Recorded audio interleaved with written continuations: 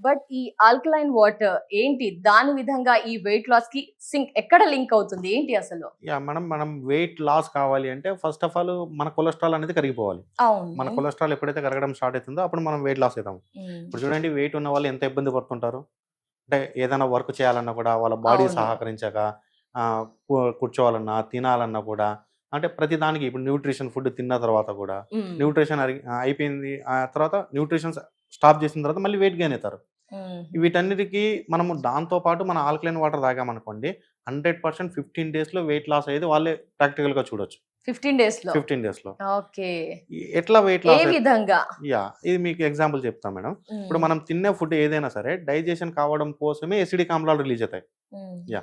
ఈ ఎసిడిక్ ఆమ్లాలు రిలీజ్ అయిన తర్వాత దాన్ని మనం న్యూట్రల్ చేయాలి. ఆ మ్మ్. న్యూట్రల్ చేయడం కోసమే ఆల్కలైన్ వాటర్ అనేది తీసుకోవడం, న్యూట్రల్ చేయడం కోసం.